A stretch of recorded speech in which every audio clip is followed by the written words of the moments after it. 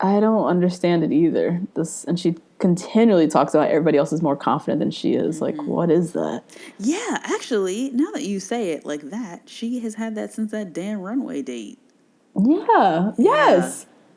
Where everyone had to coax her into being you look beautiful, you're confident, but everyone's more confident than me. And then she went on the runway and like crushed it. Like, what is this? Like begging for compliments, begging for like uplifting things for yourself. Like, I don't. Oh my God! And It's I very just annoying. wonder Very how annoying. this correlates with her past.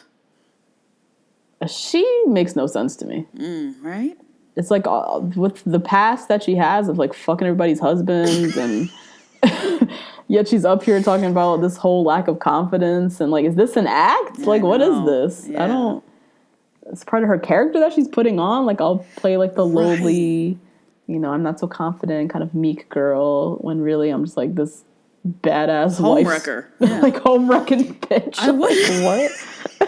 I don't understand what this is. I really wonder if she's doing that because she's so far along in the show and she's like, damn, people are going to find out. People are going to know. That's true. She's like, I can't go on here being this like confident, badass when really I've done some shitty ass shit. So I need to like, portray at least a meeker image on TV to garner sympathy or something. I don't know. It's like, that's what I'm thinking. Yeah. Right. Well, back on the date with Natasha. Peter going into his little dinner with Natasha. He's saying in his confessional that he is falling in love with Madison. Again, we're talking about Madison. Again, we're talking about Madison. And how he can't help but compare the relationships, and going into dinner tonight he has to be honest with Natasha, so we already know he's going to break up with her. And yeah, Natasha, she's still just like very open. I think she feels good. She's like, I feel good about us, I feel good when I'm with you, I feel safe, but I don't know, how do you feel? Like, she always puts it back on him because she's like, I have no validation, I have nothing to go off of. I'm here now in another foreign country, you've kept me on, I've been like dragging my luggage around the world with y'all, but like, I mean, I feel great, but I can't say much more than that because I have no idea where you stand. So, and she's like, yeah, I feel like our lives line up the way that you are, how honest and open that I've been. Like, I feel like, things are good, but I am kind of, she said, completely suspended until you figure things out for yourself. And, she's wondering what the two of them could look like. And he, like, didn't really answer her question, which is very annoying. Like, he's not really painting what he wants his future to look like with any of these ladies. He's not really fully answered any future question. I think that future question is the moment that he's like, I gotta break up with her. Because he's like, I don't have my answer together. I have no idea what I want. I don't know what I'm doing here. And like, he knows that she deserves better, whoever asks him that. Because he ain't got nothing figured out. His answer to her basically was, I have ideas on how I want it to go, but right now I'm focused on finding the right person. That's not an answer. I have ideas on how I'd like it to go. It's not that hard. You want to be your parents. Just say you want to be your parents. Say I want to be my parents. They have a beautiful, loving relationship. My mom has her own hobbies and does her this and that. And my dad is very supportive of this and that. I envision us having kids and doing this and that. Something. I'm a fly plane, sell them 85, and then that's it. Yeah, give me some picture of what this looks like. But he ain't focused on that. He's focused on find the one, which is what he said. So yeah, he said in his confessional that, she has a lot of those qualities, a lot of great qualities, but he does feel like it's more of a friendship than a romantic relationship. And he grabs the date rose. I hate when they do this. I know. They grab Why the did rose he grab when they're the going to rose? send someone home. It's so stupid. Grabbed the rose and just told her, I have to be honest with you, with where my relationships are with other people, I just can't give you this rose. And she didn't look that shocked. I mean, she looked disappointed, of course, and was like, sure, maybe he could give it to me, but I don't think she was, like, shocked at all. And yeah, he walks her out and had to say goodbye to Natasha. Yeah. She was a great one. And that was sad. She was a great one. Because it looked like her double doors was an orchestra. Oh, yeah. I was like, damn. Yeah, they did play the little string orchestra. But yeah, it just sucks. That was a waste of time. She didn't get a shot at all with him, and probably for the better because she's better than him. So yeah, and she needs way more out of a man than whatever this man is. Security, somebody who knows what they want. Yeah, right. This indecisiveness and keeping around Hannah Ann and bringing back Alea and going back like this, and blatantly being in love ridiculous. with Hannah B. Like, this is just crazy. Yeah, you don't need this, Natasha. No. So head on out of here. See you later. And yeah, the little I missed it, but I'm guessing a intern or PA came in and grabbed her luggage. So yes, the girls, yes, their face was all like, oh my god. Mm-hmm. So yeah, the next day, Victoria F. and Hannah Ann are talking.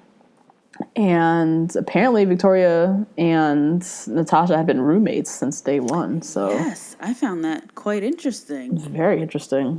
But yeah, Victoria F., she's just like worried because, Natasha seems so confident about a future with Peter. Mm-hmm. And then she went home. So it's making her question, everything. Mm-hmm. But meanwhile, Kelsey heads off on her one-on-one date with Peter. And remember, Kelsey has already told Peter that she's falling in love with him. Falling for him. Yeah. So Peter said, for their date today, he just wants to see if if he really could see a future. So for their date, they are going ATVing. So cool. And it's like beautiful hills and valleys, and seemed like very beautiful and fun. And then they climbed up this steep ass hill and just, laid in the grass together chatting. And Peter asks her, what are the things that, you envision for your future? And he talked about he wants to, do fun things like this and have adventures and yada, yada, yada. Which is aggressive to ask. ATV and climb mountains. In the middle of Peru? That's a lot. What? How are you going to do that in Iowa?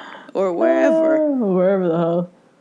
So Kelsey, she says, she wants to work a couple days a week, but then also be home to raise kids and, wants to find that balance and really wants to be part of her kids' life. And, didn't really talk about a future of her and Peter, kind of painted a picture of her as a mother. Yeah, and security in there, because she said working a couple days a week. Okay, my girl don't want to be full time. All right, you hear that? Okay.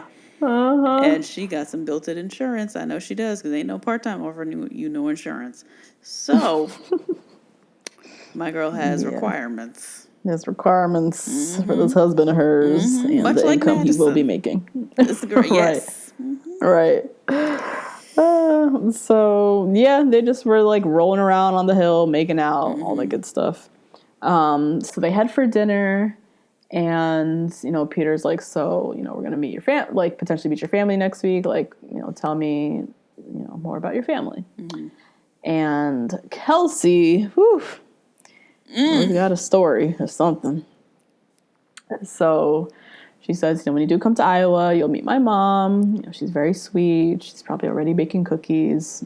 Seems like a very pleasant mother. Her dad, she says, won't be there. Now, remember, this is her dad who left the family behind dry, left for Mexico, formed a whole other family, all kinds of craziness. So she said her dad won't be there, and we learned that the mom and the dad hadn't actually talked in 10 years. Yeah. So they have no relationship. But she, explains how shortly after she won Miss Iowa, so everybody is a fucking pageant person. Did I know this? Did we know this? Wait, what? What? Is this a requirement to be on The Bachelor now? You have to be Miss this season. So and so. Jesus, a lot of pageant girls. A lot. So she said, shortly after she won Miss Iowa, her dad reached out to her. They were talking, but then she kind of saw some red flags with him. How she tried to get deep, ask him questions about their past and why he did certain things, and he wasn't really giving her the answer she wanted. Did she say he said something about God made him do it? Too. When he said, "Why did you leave?" He said, "Why did you leave the family and go to Mexico?" Form another family. Because God told me to. So what God are you talking about? Right. Kelsey said, fuck that, and put his ass on ice again. Yeah. And then she said last year she like went on a trip to Chile. And I mean, I guess it sounded like a little solo eat, pray, love type thing. That was kind of what I was picturing. And afterwards, her dad reached back out and she kind of took it as a sign. And she ended up going to see him. And against like the better wishes of her sisters, it sounded like. She went to see him, and basically she's been in communications with him on the low because her mother doesn't know. And finally, I was like, a reason to watch. Because A reason to watch this hometown. This is messy. Because she got to tell her mom. She got to tell her mom before it's on TV. She has to tell her mom, or it's going to come up somehow about the father. Yes. So Kelsey was saying, like, she didn't get a chance to tell her mom before coming on the show. She didn't want her mom. She doesn't want outside influences to, like, dictate her own relationship with her father. But she wanted to tell Peter because she didn't want him to walk in blind, like, in case, something with the dad comes up or whatever the hell. So yeah, we know the producers are going to drum up something. Something. Because it's going to come up some way, somehow. Yep. But yeah, that's a little messy. But yeah, Peter, he just like commends her for, her giving her dad a second chance and how it's like very inspiring. And it was like a nice moment, like despite the craziness and straight trifling ass mess her dad committed, it's still her relationship and her decision. Dad, yeah. And I understand, like, doing it outside of her mom and, like, her mom's obviously probably very hurt from the dad still. But even still, Kelsey's like, this is my dad, and I want to try to form something with him. So that's her decision as a grown-ass woman. Hey, guys, that's a little taste of this week's episode. If you want to hear the full recap, head on over to patreon.com/2blackgirls1rose and sign up to get weekly recaps and other Bachelor content from us. See you next week.